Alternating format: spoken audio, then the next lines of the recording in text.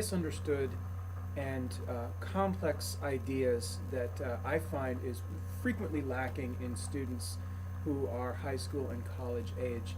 It's also the thing that unlocks ability to play quickly, accurately, comfortably. So let me explain how it works, and then I'll talk about why it is so often misunderstood. Rotation is a physical motion of the arm. Sometimes it's referred to forearm rotation, and it looks like this. All right, simple motion, nice motion. A couple of things to notice about this motion. One is that it actually raises and lowers the fingers. This raises and lowers the fingers, but you see there's a very different look. This one looks very tense, very angular, and this one looks very natural, and that's exactly true.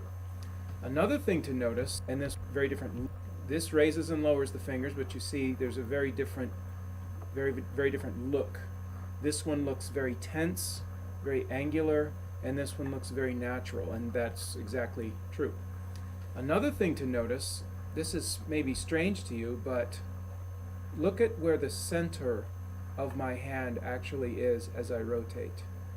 Look at what my middle finger really is. The center of the hand is not 3. The center of the hand is 2, and your hand is not on, straight. It's on attached about like that, and there is 2 right in the middle. 2 is the axis of the hand. That is extremely important to know later on when you solve technical problems, to know where the middle of your hand is, to know where the balance point is. Now, how do we use rotation in piano playing? One of the simplest places to see it at work is in an Alberti bass figure. I'm going to play it with my right hand so it's easier for you to see. You know this Alberti bass stuff in Mozart all the time, where we have bottom, top, middle, top, those note patterns of a broken chord. So if you watch, I'll exaggerate, and you'll see how this is an application of rotation.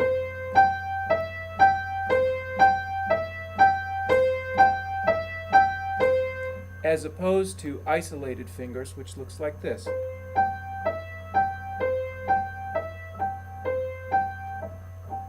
And again, notice the difference in attitude, in vibe that you get. Here's the one with rotation. Here's the one with isolation. Which one looks more natural and more comfortable? The answer is obvious.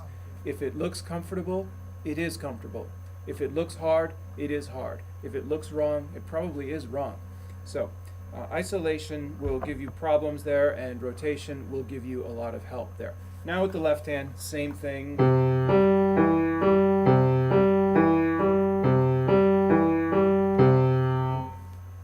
Now, sometimes when students start using rotation, they have the idea that playing with rotation is like, the dust mop, it's got the broomstick, and then it's got all the sort of shaggy yarn on the end, that it's like wiggling one of those, and the yarn on the end just sort of flies around like spaghetti, and I'm just flopping my hand around on the piano. That, of course, is not true. That doesn't work. If you go back to the video on structure, where we have that arch shape, where the muscles support it, but the bones are doing most of the work, here is where we apply that, where, yes, it's strong, it bears weight. I'm not flopping around the piano, but I'm also using muscular effort very, very efficiently, so I don't need an excessive amount in order to do this. Okay, so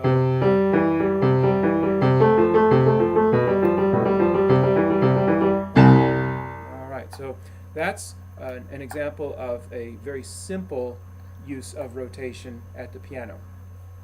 Now let's talk about a couple of other things. One is that you may have noticed, I hope you've noticed, that in music, notes are always alternating between strong and weak. Хочешь покупать дешевле, чем в магазине? Скачай приложение Юла и купи пальто, пуховик или шубу. Whether you're on the basis of a half note and then another half note in a measure of 4/4. The first one's stronger than the second one. Down to the level of the quarter note in a measure of 4/4, strong, weak, strong, weak. Down to the level of the eighth note, strong, weak, strong, weak, strong, weak. And then down to the level of the 16ths, 1E and a 2E and a 3E and a strong, weak, medium, weak, strong, weak, medium, weak. I can't even say it fast enough. That means that we need to have a way of playing notes in groups of strong and weak, and rotation is perfect for that. Because of the way this gesture works, I can go in one direction and be strong, and then I can go in the other direction as somewhat of a rebound from that and get a weaker sound very naturally. But if I'm playing this with isolation, now I have to think about poking this one harder and now poking this one less hard.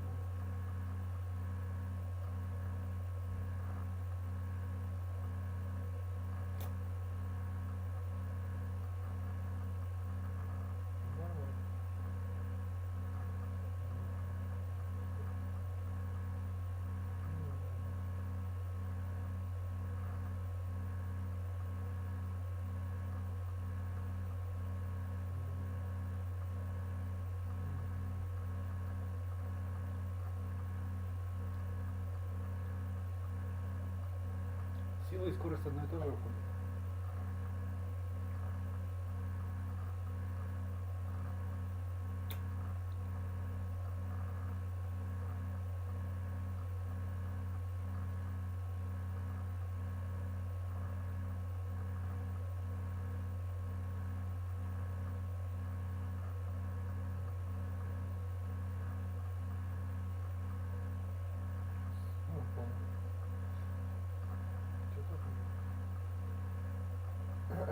Какой-то вопрос, вообще какой-то вопрос задавался. Наоборот. Все знают этот ответ, я так и не понимаю. Скорость это. And poking this one medium, that's way too many coordinates to force into the ends of the fingers. But to do it in a gesture is very, very natural. The other thing beautiful about rotation is that, let's say I have this pattern. Just a two-note pattern. The upper note is stronger, let's say.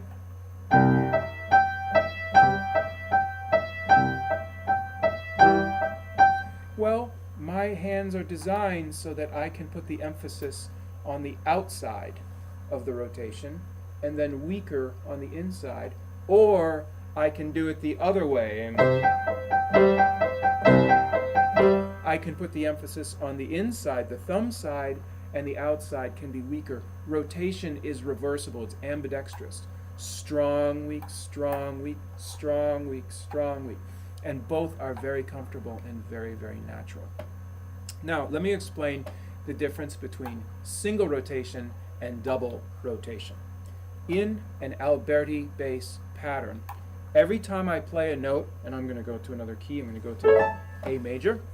Every time I play a note, here's A, notice how going this way now prepares me to go this way, and now because I went that way, I'm ready to go this way. And each note I play gets me in the right place to swing toward the next note. That's called single rotation because each note is just a single motion. However, if we change from Alberti patterns to scales, I go my first note this way, my next note, I'm ready to do it, so that's just a single motion to B. But now look at me at C sharp. 3 on C sharp. I'm down, I'm not ready to play C sharp. I need a slight preparation. Now for D, if I continue, I need a preparation. And now for E, I need a preparation. There are teachers that refer to this as a preparatory swing. Okay, let's do it one more time. Самозванець, самозванець, самозванець, самозванець.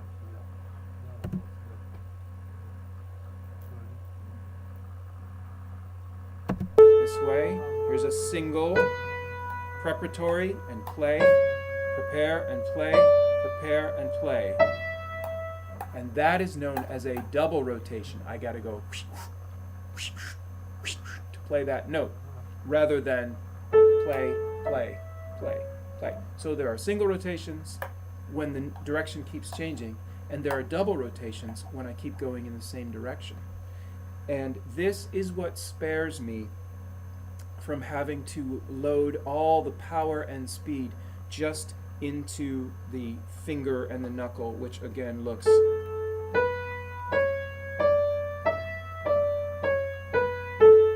really terrible because you're not designed to play that way. You're designed just into the finger and the play. And that is known as a double rotation. I gotta go. So that's just a single motion to B. But now look at me at C sharp. 3 on C sharp. I'm down. I'm not ready to play C sharp. I need a slight preparation. Now for D, if I continue, I need a preparation. And now for E, I need a preparation. There are teachers that refer to this as a preparatory swing. Okay, let's do it one more time. This way, here's a single, preparatory and play, prepare and play, prepare and play. And that is known as a double rotation. I gotta go to play that note, rather than play, play, play, play. So there are single rotations when the direction keeps changing, and there are double rotations when I keep going in the same direction. And this is what spares me from having to load all the power and speed just into the finger and the knuckle, which again looks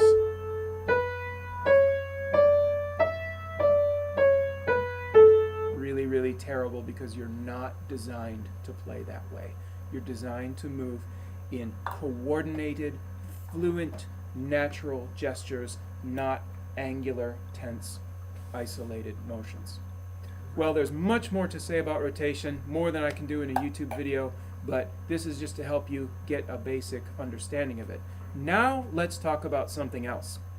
Let's talk about why rotation is often not taught and not understood very well by teachers and students.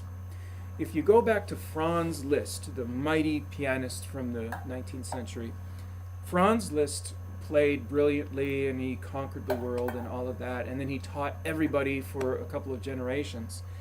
And so often a teacher will say, or a pianist will say, I can trace my piano ancestry directly to Franz Liszt.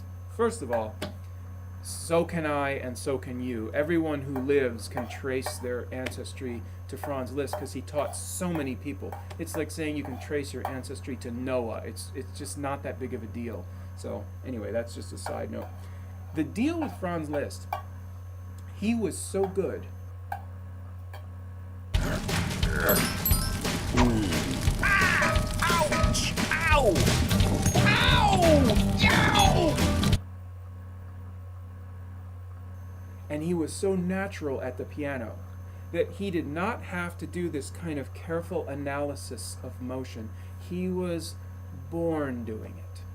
And so when he taught, he never taught piano technique. He never said, look, put your third finger on this note and now go like this.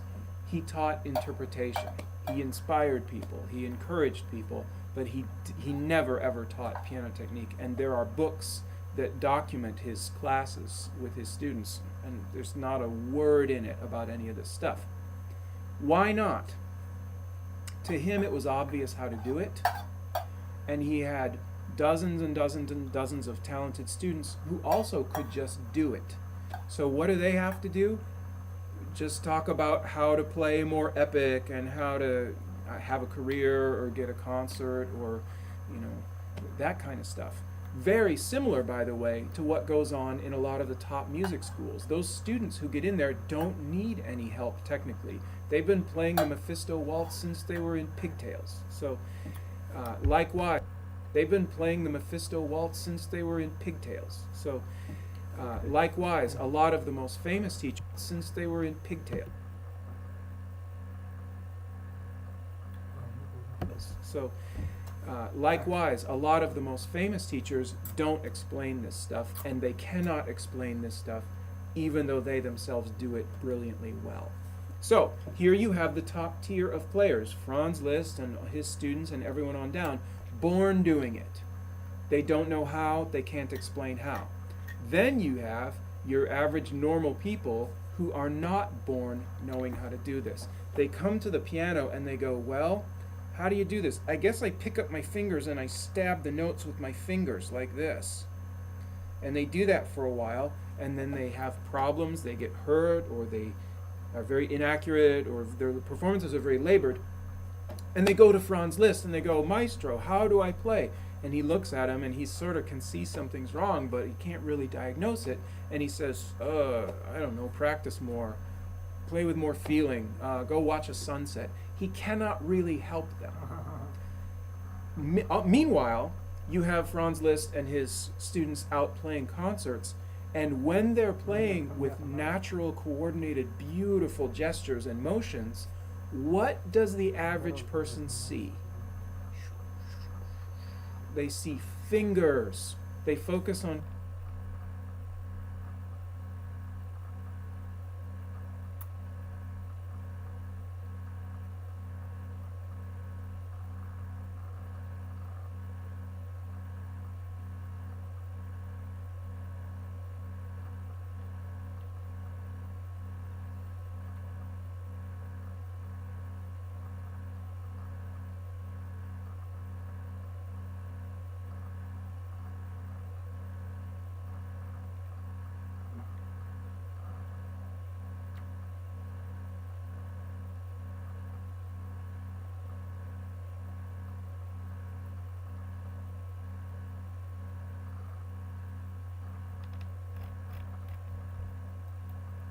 fingers flying around, and they go, aha, the secret of Franz Liszt and everybody else is their fingers are incredibly strong, like super robot machines. So let's write a series of methods called finger power, and let's exercise our fingers. And let's write a series of exercises, and we'll tell everyone raise the fingers high and stab them down on the keyboard, and you know probably which method I'm talking about. So, for about 100 years, there has been a two-tiered system. Those who can do it and can't explain it, and those who are left to try to figure it out and assume that it's all about isolated finger motion. And that is why the rotational method of playing is so poorly understood and not used and taught properly. So, there's a little bit of history for you. Got a question? Why don't you contact me? We'll talk about it. Meanwhile,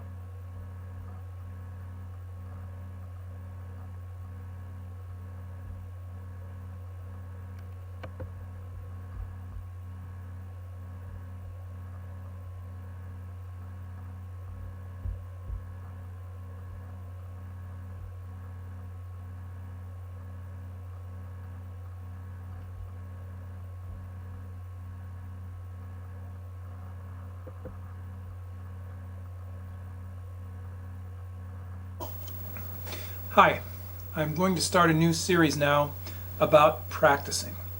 It's very quiet here right now. It's summertime and the campus is largely empty. Hello everyone. Thanks for your comments and encouragement about a Patreon project in classical improvisation. I say let's do it. I think we have enough people and enough interest to make it go. It's set up and ready to launch right now. So you can go there and use the link down here and check it out. it is set up so that if the number of patrons grows, the amount of content will increase in quantity and frequency. So anyway, let's see what happens. Let's have a good time learning some improvisation together. Ciao.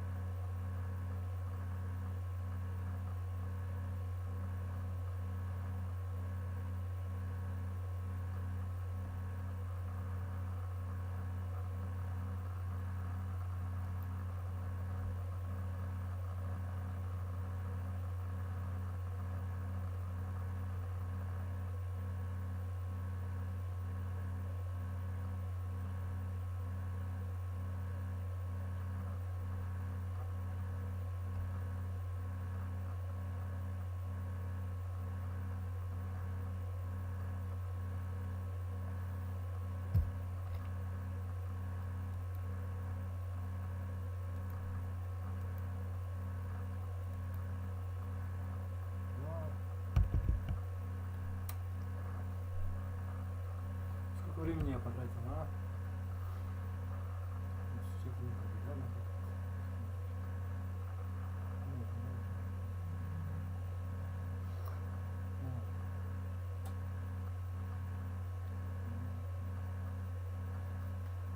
Жизнь прожита и ничего не сделано, знаешь.